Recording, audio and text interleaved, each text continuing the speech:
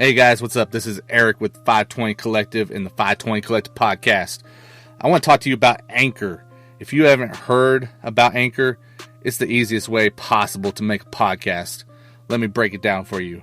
1, it's free. That's right, no cost to use Anchor. There's creation tools that allow you to record and edit your podcast right from your phone or computer. Anchor will also distribute your podcast for you. So if you want to get on platforms like Spotify, Apple Podcasts, Google Play, and many, many more, then it's really, really easy, guys. You just set up an Anchor account at anchor.fm. You can also make money from your podcast with no minimum listenership. Again, make money, no minimum listeners. You're not going to find that anywhere else. It's everything you need to make a podcast, and it's all in one place. So go right now and download the free Anchor app, or go to anchor.fm to get started. And make sure you let them know you heard it on 520 Collective Podcast. This is Jason from Business with Bordeaux, and you are listening to the 520 Collective Podcast, where music meets ministry and indie artists take center stage. That's gonna be a problem. That's gonna be a problem. 520 Collective, where music meets ministry and the indie artist takes center stage. Take a ride through my old town. Oh me, oh Sean, might need boats, cry oceans. Here float down my old child fear. So broke, no hope round here. Been trying to cope since like 01. Better slow down for your cosign, you might owe Sean. What's good, and thank you for listening to the first episode of the 520 Collective Podcast, where music meets ministry and the indie artist takes center stage. We are in the field on the Trackstars Podcast Network, and you're here with Nate Shelton and Eric Boston. This episode is sponsored by Little Red, whose latest single, Check the Time, is out now on all digital outlets. He is currently working on his first project titled Godspeed, and that is planned for release in early 2019. You can follow Little Red on Twitter at LittleRed116 to keep up on what he's dropping. Also, get info on 520collective.com's artist page at artist.520collective.info. This episode is also sponsored by the Solomon's Porch Podcast. The Solomon's Porch Podcast has a dual purpose: to entertain and to disciple. They discuss current day society, comic book culture, and dive into biblical topics. They also play indie artist music to help give a little more exposure. Head over to solomonsporchpodcast.com to get some of the latest comic book posts and info, as well as discipleship topics. And you can also find their listing on 520collective.com's platforms page at platforms.520collective.info. Nate, how are you doing, bro? I am fantastic. I'm excited about our first episode. I know you've been chomping at the bit for this for a while, too. Oh, man, I am very, very excited for this, man. You know, this is something that's been, in the works for a minute now. And, it started with, we officially launched the platform on January 1st of this year. We kind of did a soft launch with the website throughout December, and just the response to what we were trying to do here at 520 Collective, man, has been, I think just really beyond what we expected. I think we had a pretty good idea going into it that we thought would eventually catch on, but it's kind of caught on right out of the gate, man. And it's very humbling, and yeah, it definitely has me pumped up to get this podcast going as well. Oh, yeah, I'm feeling the same way. Like you said, we thought there'd be, take a little bit of time to get going, but I mean, even during our soft launch, we were getting tons of good feedback, and kind of for a moment there, it was a little overwhelming because we weren't quite prepared for the response that we were going to get. Right. And we want to give a huge shout out to the Trackstars and the Trackstars Podcast Network for providing a place for this podcast to live, as well as just, a whole lot of encouragement and support right from the jump. Also want to give a big shout out to Shantana for hooking up our intro theme. I don't think we would be here doing this without what Sean, Ryan, and Jeremiah have done over there with Trackstars over the past 12 years. Yeah, exactly. I feel the exact same way, and big shout out and thanks to them for helping us, have a platform that we can put this on. Definitely. Say, before we jump into it, Nate, why don't you tell the people, if they're not following you already, how can they keep track of what you have going on social media? Well, I am on Twitter at IamNate_dog. Follow me. I post not just indie artist stuff on there. It's a whole CHH music scene that I keep track of on there. I'm locked in with a bunch of different people. I try to keep up with all the newest releases and what's going on. Of course, we have the playlist that I started. It's on our website as well at 520collective.com.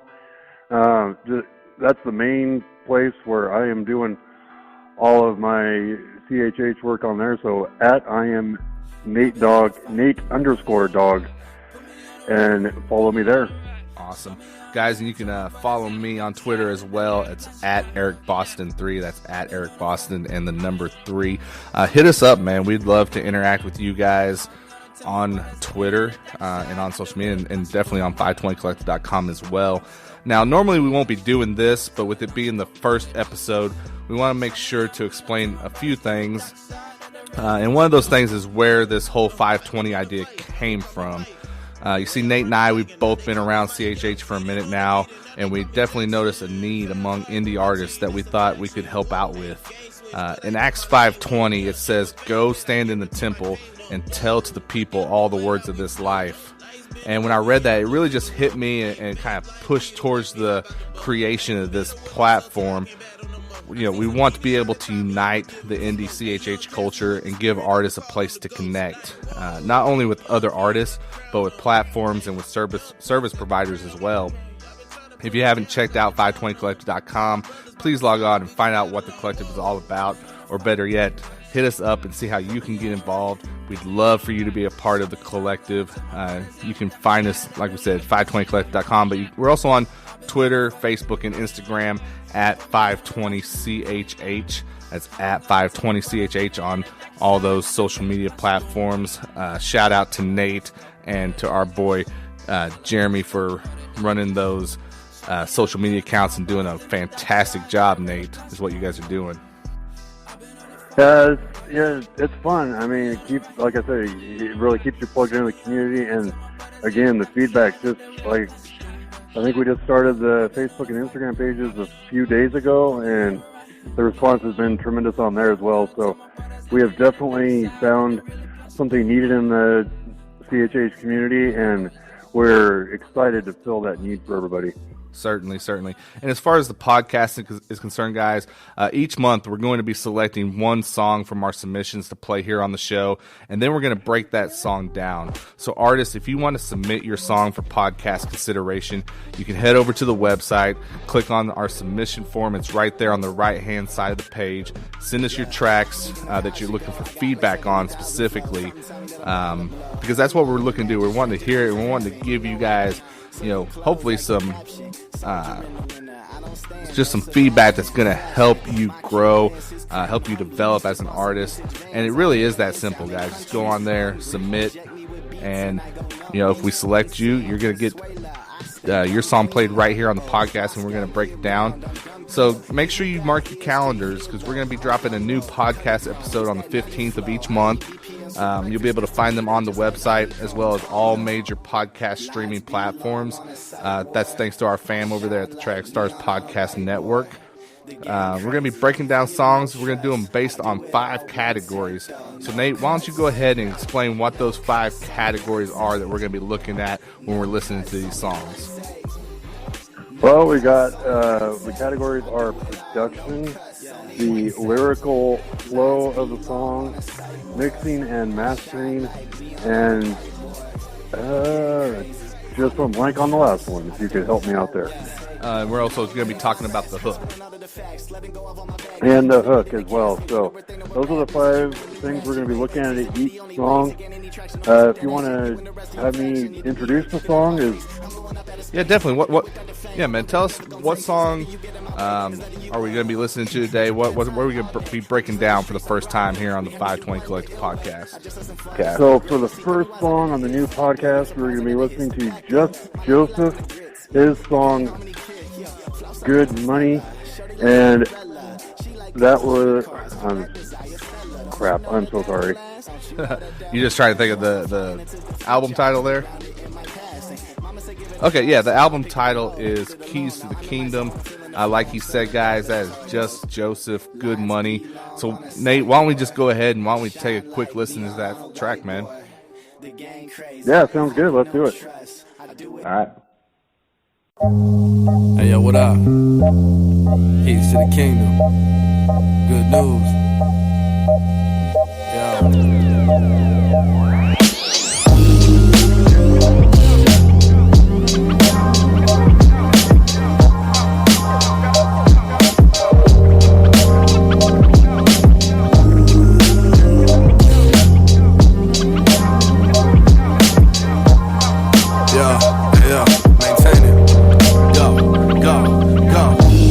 They told my mama not to have me. Why you think my voice is so raspy? Why you think them people try to catch me while I was out there robbing son like Jackie? Ain't no gang family, just shoot the addy. I'm safe now, but my wife's still a baddie. Shoot game nice, Portland love Maddie. Bless the mic, get your favorite baby daddy. Yo, let me holler at you, young man. I know it looks good and they said it's God's plan, but I'm a convict, most of these fools are off-brand. Two-faced, call that man Zartan. I'm from the wild like Tarzan. Instead of swinging from a vine, I was swinging with my 9. Don't do the crime if you can't do the time. They got me in the station, started singing like a mime. Hey, you think you get money, man, but that stuff don't last, bro. Not like that, it don't. You know what I'm saying? Bible say the love of money is the root of all evil. You know what I'm saying? We gotta love God with all our heart, mind, body, and soul. You know what I'm saying? All our strength. Love our neighbor as we love ourselves. You gotta love yourself too, fam. Real. And I remember jugging at them corner spots. I seen grown men do anything for soda rock. Get shook and let the can blow like soda pop. A couple ounces here and there, I never sold a lot. And though I know a lot, my name ain't on discovery. Looking back on it, only God covered me. No tag on it, only God discovered me. I'm brand new, so it's no need for recovery. That's restoration, but I blame their education. They missed the revelation, started chasing a sensation. And it's a sin nation, I don't care what them people say. Y'all acting like the Lord ain't coming back anyway. I went from drinking Henny straight, let me taste y'all fifth. But I didn't know the score like I'm J.R. Smith. Don't get caught up in the show, but I can't waste my gift, especially if there's a chance it could save y'all kids. You know, and I'm reminded of the rich young ruler who had a desire to follow the Lord. He sought him out and asked, what must I do? When the Lord told him, sell all you have and follow me, he went away sad, man. Yeah, it's just third time's a charm, unless it's Washington, cause they give you too long. 3 strikes, you're out, everybody go home. Except you missed the batter, you're the reason for the song. Now I'm in the county trying to read the Psalms. Thinking about that night, I should've stayed my butt home. Now I'm up in court dying when I see my moms crying to the judge, let my baby come home. And it really ain't no mercy when the last name on your jersey got a vowel on the end. Feels like the world cursed me. Oh, so close, like the man Jerome Kersey. They really do you dirty if you can't afford attorneys. Somebody get the gurney, I'm about to pass out. Took my foot off the gas and I should've smashed out. No more points, I'm about to max out. On the big yard, too late to back down. anyways, I'm gonna have to wrap this joint up. Appreciate you spending time with me. Keys to the kingdom. Yeah. Can't serve 2 masters, man. Can't serve God and mammon. So that was Good Money by Jus Josef, and this breakdown is being brought to you by Enoch Flow Records. EFR has been dropping hits by artists such as Jay Fish, Zay Hill, and Azriel during 2018, and now the indie label is a full LLC. that is set to make 2019 a big year for Christian hip-hop. You can get an inside look at the label on Saturday nights on Instagram with EFR Live. Follow them on Twitter at Enoch Flow Record. That is Enoch Flow Record without an S, guys. So at Enoch Flow Record. Enoch Flow, where the word meets hip-hop for God's glory. Nate, I'm going to let you kind of take over this breakdown session, kind of lead the way here. What's the first category that you want to break down on this song, Good Money by Jus Josef? Well, I'm going to start out with the production on Good Money. And really, I thought the production was really good. It sounded really clean and professional. What did you think on your end? Yeah, I agree with you. I think the production was indeed very solid. It definitely has that kind of throwbacky, kind of boom bappy vibe, which I really enjoy. That's definitely my lane. It's got that West Coast feel to it. The one thing I liked about the production, Nate, was that there was enough changes within that production that it wasn't just repetitive. It wasn't the same sounds over and over. There was subtleties in there that kind of kept my interest, and I didn't just get bored when it came to the beat on this song. Yeah, definitely. Like you said, it's got that old school boom bap sound, and we're both old enough guys to really appreciate that. And I grew up listening to all that West Coast style music, so I really enjoy listening to it, the production on that as well. So next, we're going to take a look at the flow of the song. I thought the flow was really good. For me, the verses were great. I didn't like so much the talking, I guess, in between the verses was a little too much for me. Thought maybe if we could have had just a little bit more follow with a hook. To me, that made the song feel a little longer than it was. If we could have cut a little bit of that out, I think would have really flowed a lot better. What do you think? What do you think on what your take of the flow was? Well, I mean, once again, I'm going to agree with you. I thought the flow here on this track was good. Again, a very West Coast sound when it comes to the delivery from Jus Josef on this song.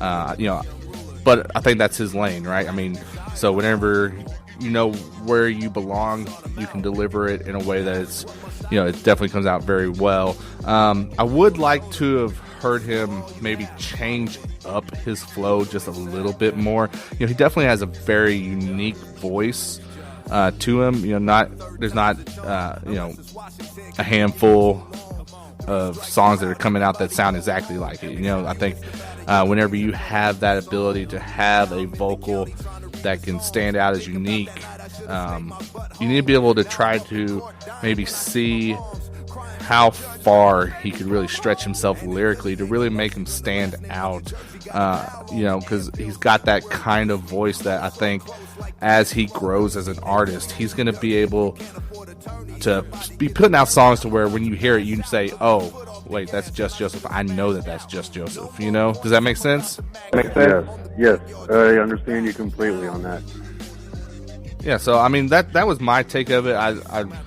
Like I said, he was very straightforward. He just stayed kind of right there, just on the beat. I would have definitely liked to heard him, experiment a little bit more, see if he could, bring some, even if it's just some subtle differences in there, just to change it up just a bit.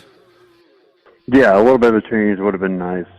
But overall, it was a very enjoyable song, and I am very particular to the West Coast sound because, one, there's not a lot of it in THH right now, and two, it's, like I said, it's what I grew up listening to, so it's kind of a little nostalgic for me as well.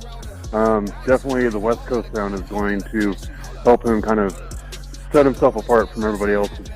Kind of, at times, producing the same style of music, so I really did, except for, like I said, the kind of in-between verses, the hooks and talking, and that personally for me was a little much, which leads us into the next category, which is the hook. And I kind of already talked about that. But the hook was decent. I think it could have been a lot better. There wasn't much. I didn't hear much of a little bit of a hook, but then he would break that up by doing his little speaking piece, and I thought the hook could have been a little bit stronger. Yeah, I mean, I think the hook was the weakest part of this song. Now, let me say this. I think that there is some very good wisdom that Jus Josef delivers during this hook, but it's not a hook in the traditional sense to where it's that repetitive, catchy. It's definitely him ad-libbing on top of samples, which I mean that is a kind of a characteristic of that West Coast sound. But yeah, I mean it definitely the weakest part of the song overall, in my opinion.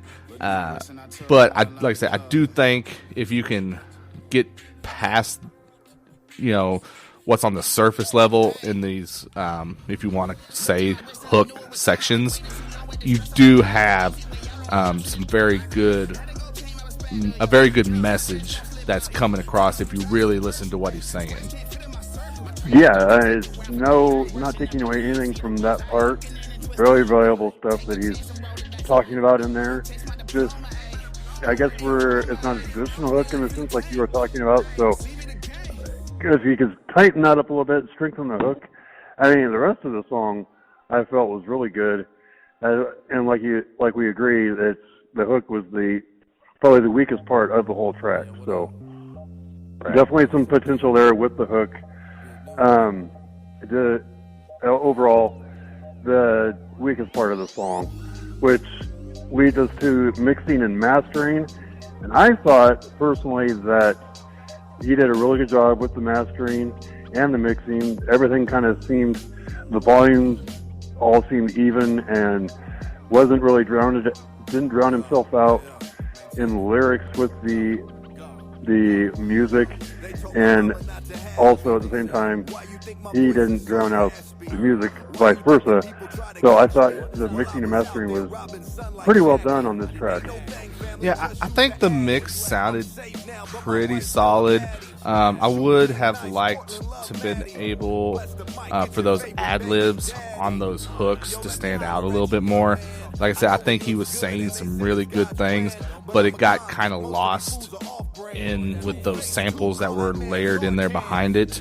And I would have liked that message to come through a little bit clearer.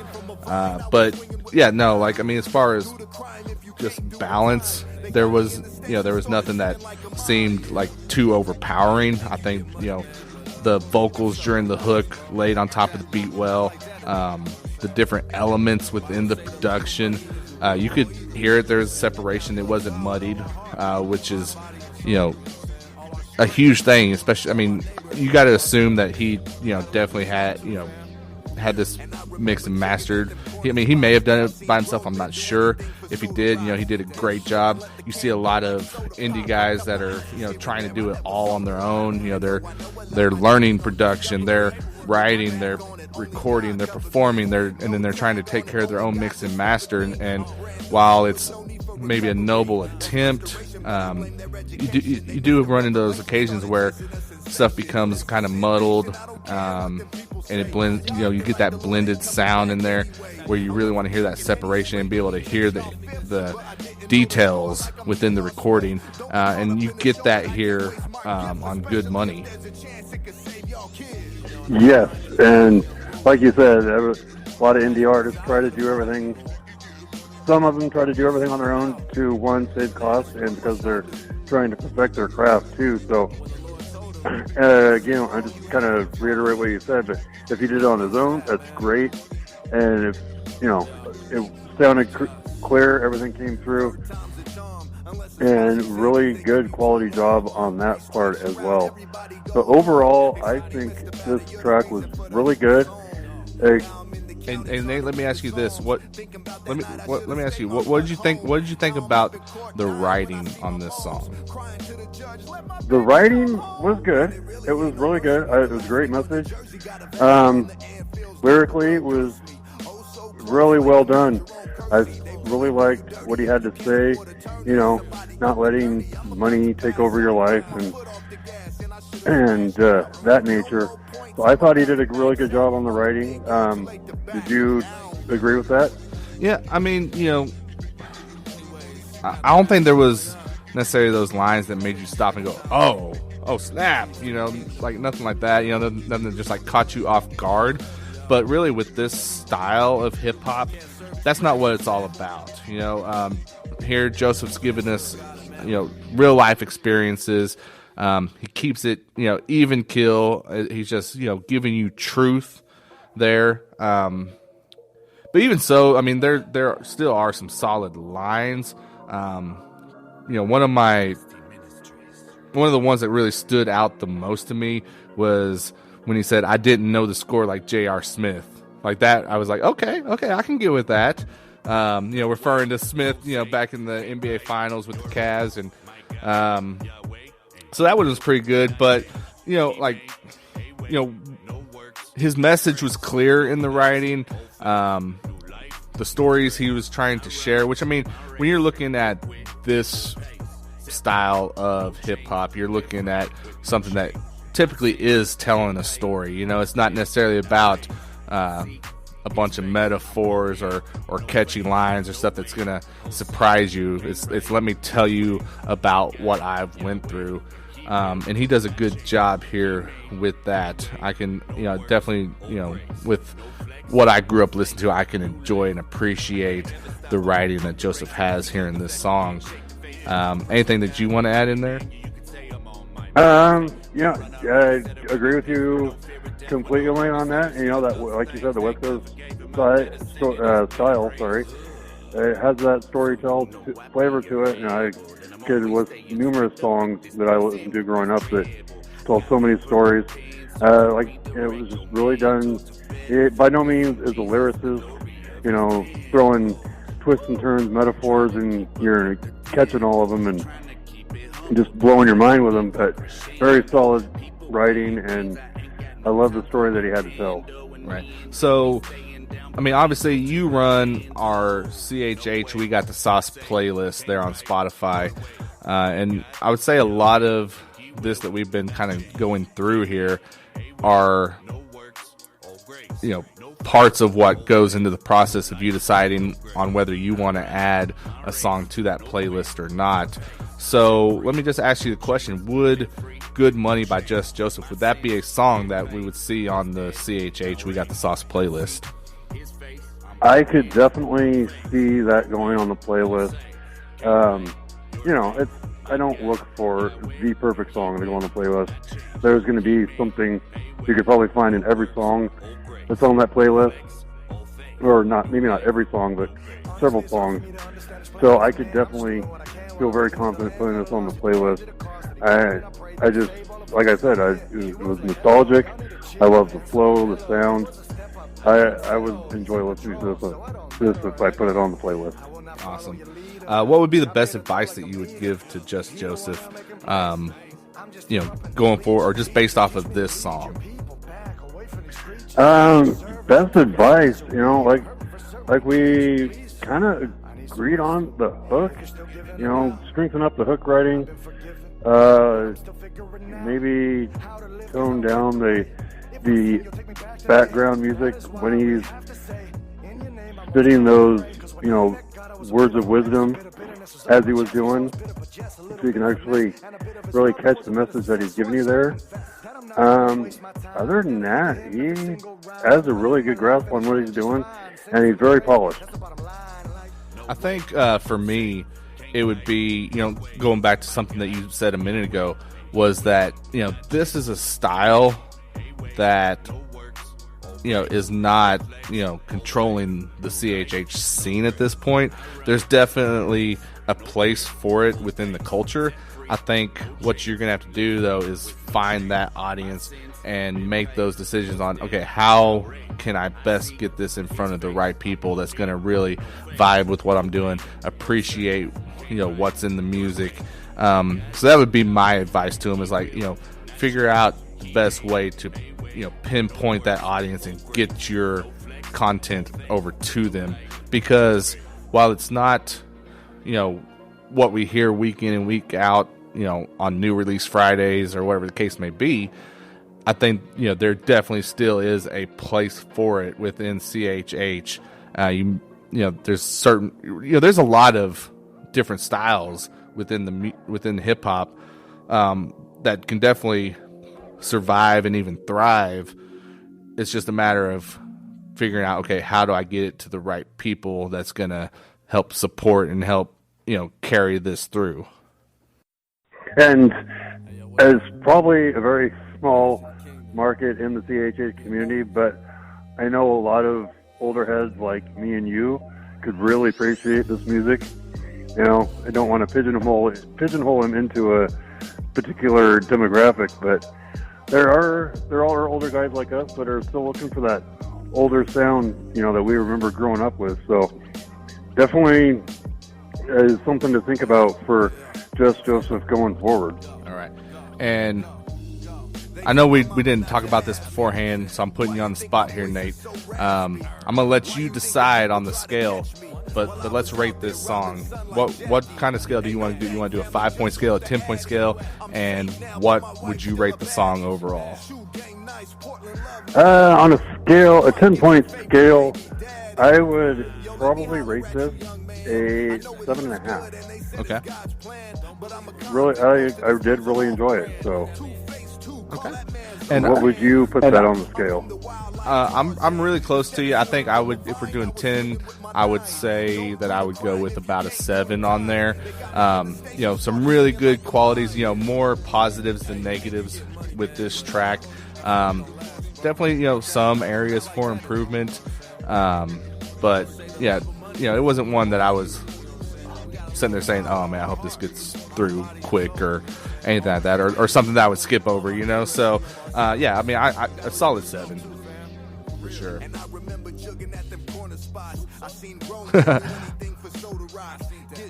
Definitely, yeah. Oh, certainly. So guys, that, like we said, good money, Jus Josef.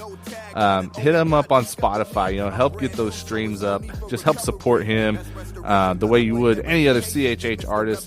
These guys are out here trying to do kingdom business, and we definitely want to make sure that they know that we appreciate the efforts that they are putting in. So we got another segment coming up for you here, guys, and in this segment we're going to be doing it each and every podcast, and that is our insider interview for the month.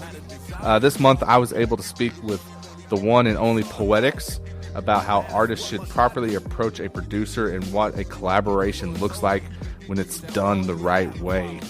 This insider interview is brought to you by Damian Clinton, a graphic designer with a huge passion for music. Damian constantly pushes himself to make sure each artwork is unique. He has become a mainstay in the CHH community and can bring your ideas to life. Artists, hit him up for your next single or project, as he can create in a variety of styles. Check out his listing on our services page on 520collective.com. Now for his contact information, the URL you want to use is services.520collective.info. And man, I mean, Damian Clinton, guys, if you don't know, I'm sure you've seen his artwork. He has created project covers, single covers for dang near everyone in CHH. It feels like definitely a lot of stuff with PoetiCS. So just go check it out, guys. If you need something for your next song, Damian's the man to make that happen for you.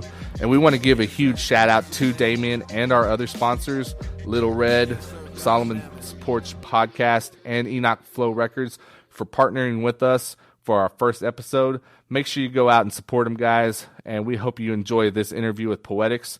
We're going to see you guys next month. All right, guys, what's up? And with me on the Track Stars Podcast Network phone line right now is the one and only Mr. PoetiCS. How you doing, brother? I'm doing good, man. Just chilling. Awesome. Just cruising through the end of the year. There you go, man. Well, thank you for taking a few minutes of your time and joining us on the first episode of the 520 Collective Podcast. We definitely appreciate that, man. Yeah, no problem. Glad to be involved in whatever way I can. Awesome. Well, hey, before we get into chatting, why don't you tell the people just, like, one, where can they find you, how do they follow you, and, kind of what do you have going on right now? You can find me Twitter, IG, just PRODBY, Poetics. Like the word poetic, but with the S at the end.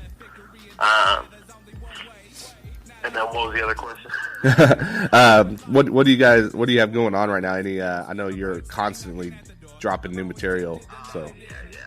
Well, got a track dropping the first of the year to start 2019. It's me, KJ, and Dre Murray, called Flex. It's kind of like a super pump-up song to get people going the beginning of the year. People that are starting to work out or trying to lose weight, stuff like that. It's kind of a track to amp you up for whatever you're doing. Nice. And that's CHH veteran KJ52 when you're saying KJ, right? Oh, yeah. And that's not the first time you've worked with him either. Yeah, he's good people. We've done, I had a beat on his Christmas album that he just did, and then I had a beat on his Jonah Part 2 album. I did the song he did with Cannon on there. Nice. So that was fun. He's good. He's a good guy. Well, man, and so are you, man, and we are excited to have you on here and just be able to chat with you for a little bit. How did you kind of get started in music and eventually what, found you in CHH? Gotcha. Well, I've kind of been involved in the church most of my life. Late high school, I would do, because I played guitar back then. Okay. So I would do guitar at my youth group, and then I got involved in another youth group and did guitar, did vocals sometimes. But my real passion was hip-hop, because the churches I was involved in at the time weren't very hip-hop oriented. So I did hip-hop. Didn't really do like Christian hip-hop, but when I got into college, I was rapping at the time. I wasn't very good at rapping, very bad. But so I was rapping and recording music, and then through meeting people with different connections, I would show them stuff, and they were eventually like, okay, well, these beats you're making, they're all right, but the rapping really isn't that good. So then eventually I just started focusing on production. Nice. I had a God moment where I was like, I'm going to release 2 singles. One is going to be just production. One's going to be me rapping. And the rapping one was a song I did called I'm Just Living, which is at I think it's at 700 plays or something like that. And then the production one is the Now They Gon' See song that I released with a bunch of people back in the day. And that joint's at I think it's at 13,000 now. Oh, wow. So big difference. That was my first producer single. So I was like, okay, obviously this is where God wants me. Definitely. That was actually the first song that Zay and I did together. Oh, really? So it's crazy to see how far things have came between us, Oh, well, yeah, and you guys are absolutely killing it. You're one of the dynamic duos in CHH for sure. And Zay's good people, man. He's kind of a friend of what we're doing here at 520 Collective as well. So we definitely appreciate you guys. So one question that, oh yeah, man, and I mean he kills everything that he touches. It seems like too. So, one question that Nate wanted me to ask you was, how did you go? So, did you start in Oregon? Okay, so he wanted to know how you went from Oregon and ended up in you're in Tennessee now, right? Yes. Yeah. Well, when I graduated high school, I went to college at a school called Trevecca Nazarene in Nashville, Tennessee. Okay. And went there for 4 years, and then over the course of making connections there and getting married and all that kind of stuff, I just decided to stay in Tennessee for a while. Well, and it's a good place to be for music too, right? Yeah, it's a real good area. Definitely a lot of connections, and a lot of people live there, so it's easy to get a hold of people, whether you're looking for producers or even engineers, studios. There's all kinds of stuff there. Right. And specifically, I mean, Christian hip-hop, you got almost all of Reflection Music Group is in Nashville. You got Aaron Cole, Capitol Music is in Nashville, so a good amount of the artists on Capitol are there. Everything. and you're not too far from Atlanta, which is obviously a hotbed for CHH at this point. I mean, Atlanta's 4 hours away. I've been down there a few times for some stuff with Track Stars. What are the other cities? Memphis is about 4 hours away. Cool. So it's like you got a lot of other music cities that are pretty close, which is cool. Awesome. So, as a producer, are you kind of willing to work with about anybody, or do you have like a particular process that you go through and figure out, yeah, this is someone that I want to work with?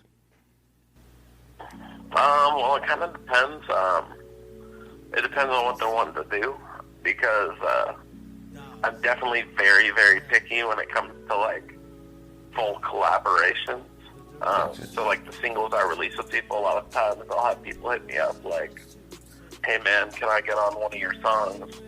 And I'm like, well, I kind of don't really do it like that. But if you're looking to buy beats, we could do that. But most of the time for like songs that I release, like collaborations with people, it usually stems from me making a very specific beat, and this me being like, I know I want to release this as one of my own tracks, and then I reach out specifically to people that I think would really fit it. Gotcha. And a lot of the time it's like I want to get people on something that I think they would kill, but would be really different from what they normally do. So that's like why the track I did, Now They Gonna See, I got Jerry Mana on that a while ago, and he's very like that's a dark beat, and so it's something different for Jerry, but he killed the hook, so it's like it's something very different, so it's appealing to someone who digs like that music but wants to hear something different from them, you know? For sure. Same with KJ. KJ's known more for like boom bap type stuff, but every time I get him on something, it's like a super aggressive banger type thing, because I'm trying to like do something different, you know? Yeah. Well, and you know, whenever you hear a song that's produced by PoetiCS, like, I mean, you can tell it. I mean, not only from you bringing the drums in, but I mean, just you get that feel. You're like, oh, this has got to be one of PoetiCS tracks. So yeah, I'm trying to do that as much as I can. Just get like and definitely I've tried to get a level of quality, which is also why I'm so picky about the people that I release stuff with, is because I feel like if I'm doing a full collaboration with someone, in a way, I'm very much co-signing them. Right. And there's been a lot of people in like Christian hip hop in the last few years that have kind of gone ghost, or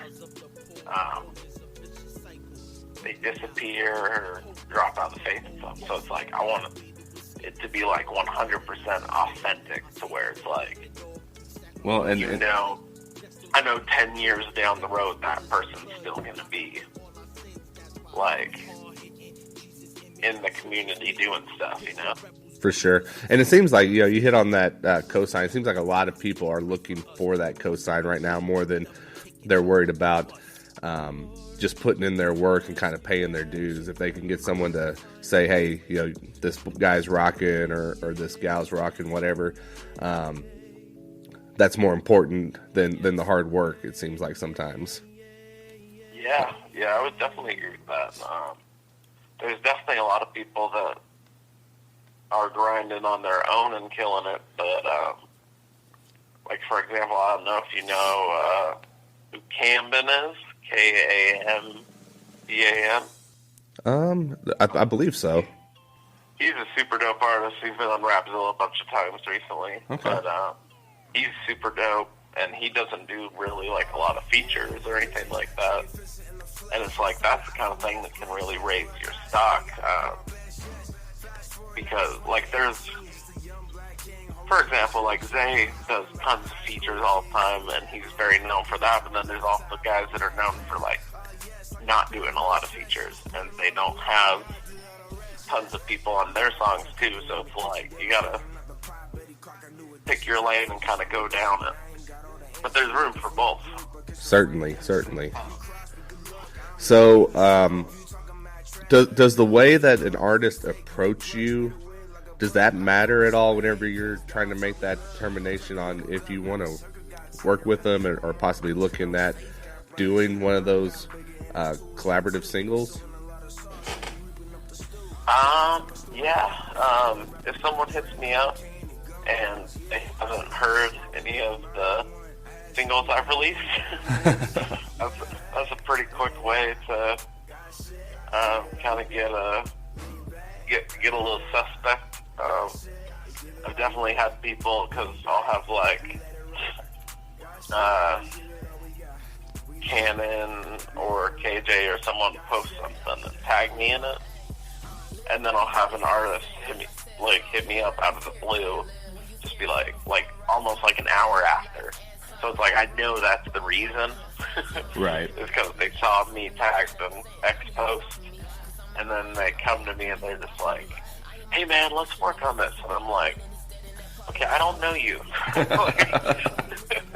I'm like, I'm not just gonna work just because you DM me. Like, but then I'll have people hit me up like doing the same thing, and they hit me up just like, where can I hear beats, or like, what your price is. And that's very different for like I'll sell a beat to them real quick off that, because they hit me up, they're like, what are your prices? I say X to Y, depending what you need. And then they're like, okay, this is my email. And I've had people hit me up, and then I sell beats to them like, we're done within an hour. And they have a beat like that. And then for like collaborations and stuff, it's like, there's definitely people that I work with that, like, I don't know them really, really well, but like we've built over time. So for example, like I did an EP a while ago with Plain James, and before that, like before we did that, we didn't really like know each other really well. Okay. We just talked a few times online, and but I knew, based off his personal branding and his messages and his music and how he carried himself on social media and stuff, I was like, okay, this is someone I can co-sign easy, because I know how like rooted he is in his faith, and in the music industry, like, he's been consistent and released good music, and it's all got tons of biblical stuff in it, and I'm like, he's not going to just disappear out of nowhere. I can go sign that guy. Cool. And we got a ton of love for the little EP we did together. Oh man, it was a really good EP. I haven't listened to it in a minute, but I know it was very solid. So, I appreciate that. oh yeah, man. Well, I mean, shoot, anything you do. So, obviously, I mean, I like that you were talking about a faith there. I mean, is that something that you make a priority to kind of see where these artists are as far as like when it comes to, just that relationship with God and how that impacts like how it looks on you as a reflection if you do work with them? Yeah, I definitely, because it's very different for like I'll work with artists all the time that aren't Christian at all. Like I'll give them beats or sell beats to them just because I like their music. But if someone's in the Christian field and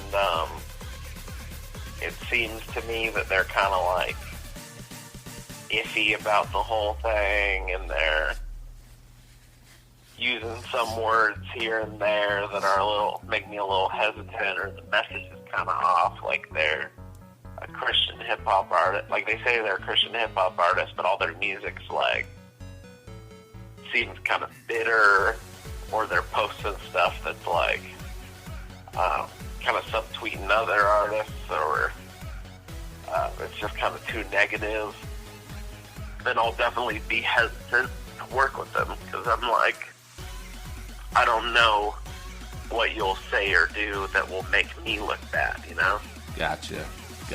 So it's definitely like, but it's like, for example, like, if I was to work with, if we're talking mainstream, like Kevin Gates or somebody, I would be a lot less hesitant because I know what he's going to do. I know what he's going to say and what he's going to do, because he's very consistent with his quality and message and all that. Okay.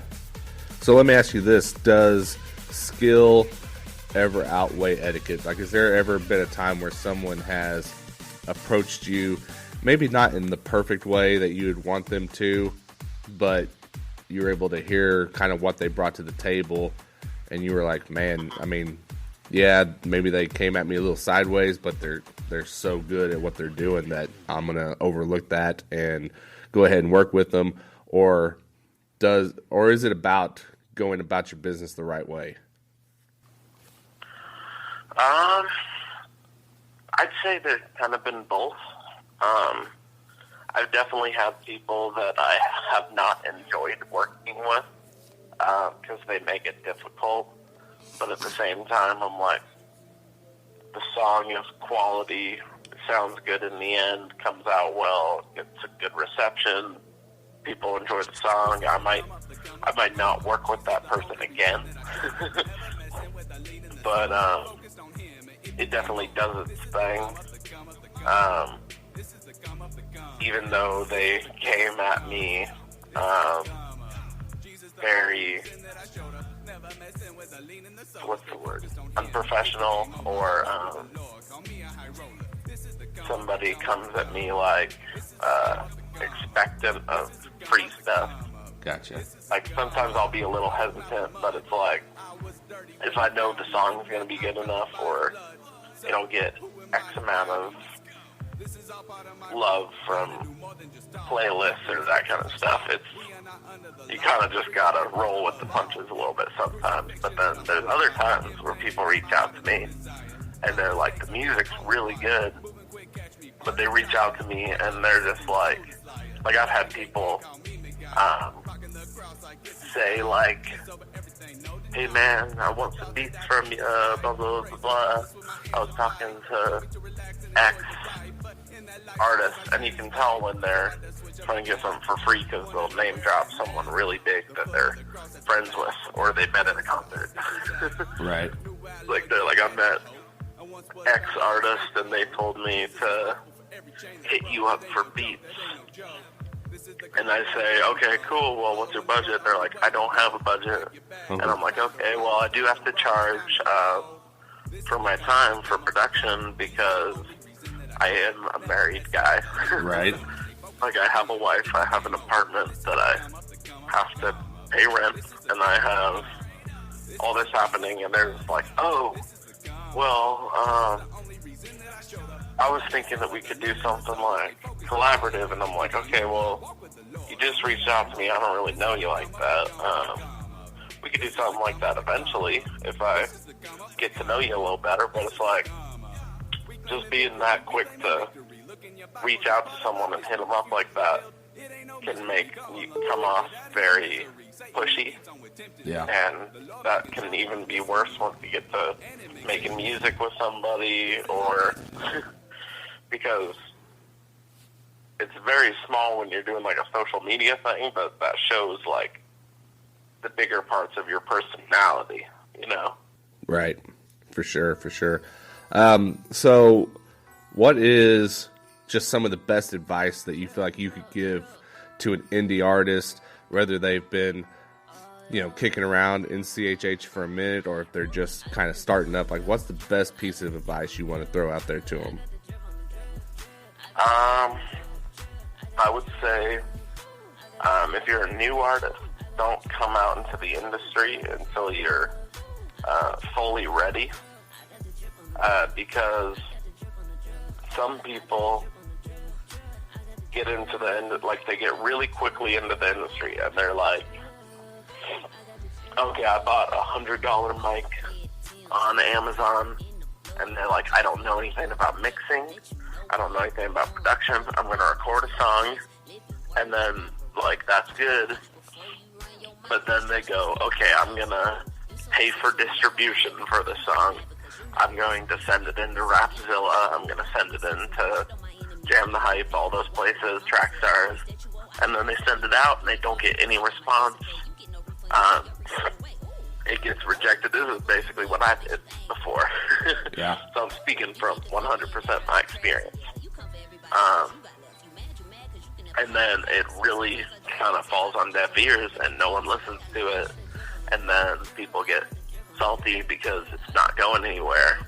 And I would say the best thing you could do would be to wait and continue to craft your sound until you get people that are like, oh, my nose is all jacked up.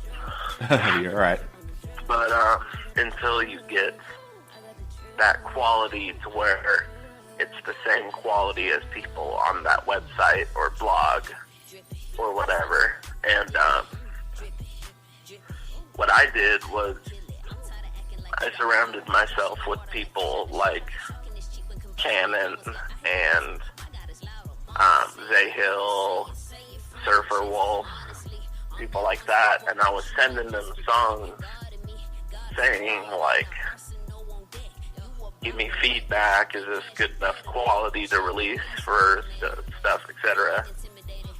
And I didn't do it until I wouldn't release stuff back then until I was getting 100% like love for it. Gotcha.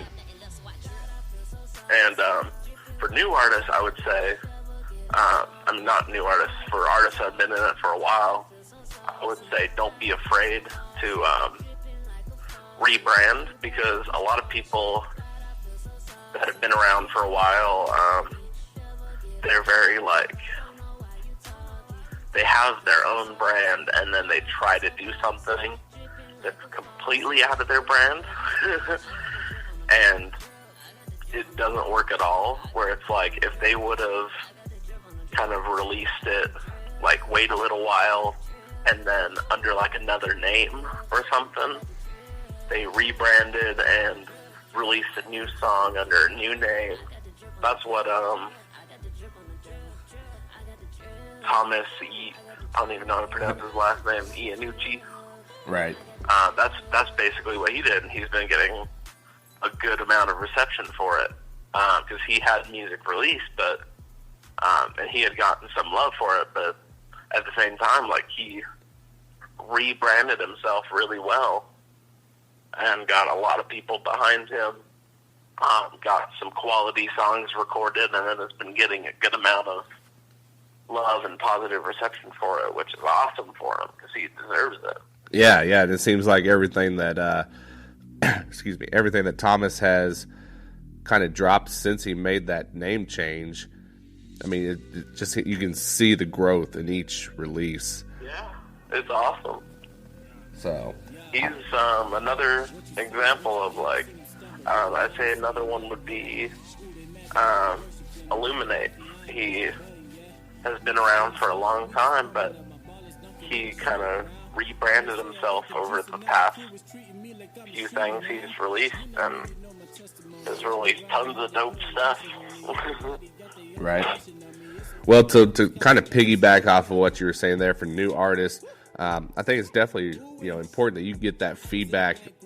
And if you're listening to our podcast and you haven't been onto our site at 520collective.com, that's www.520, all spelled out, not numbers, and then collective.com, hit us up, because that's what we want to be able to be for you guys, is just a place where you can come in, share what you're trying to do, and we want to partner with you and help you grow not only your ministry but your style, and provide you guys with just some helpful tips like what you're getting right now from a seasoned producer in the culture, that regardless, and PoetiCS, you can kind of correct me if I'm wrong here, but I would say that even if someone comes to you and they are not quite where they need to be for you to want to throw them on a track, that doesn't mean that you don't want well for them and you don't want to see them grow and help push them forward so that they can get on that PoetiCS track down the road, right?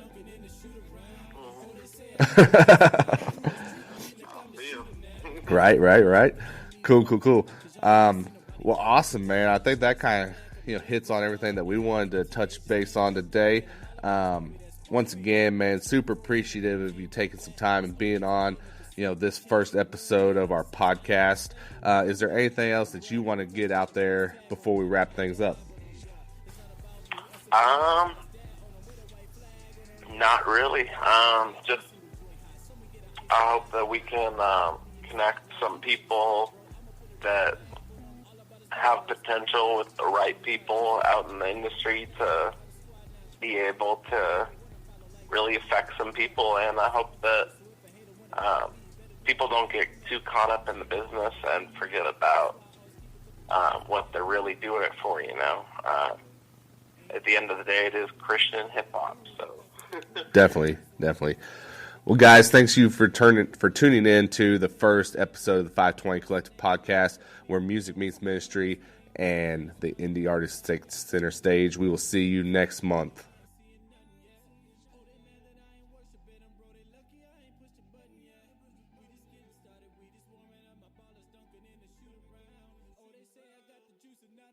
Shooting me like I'm the shooting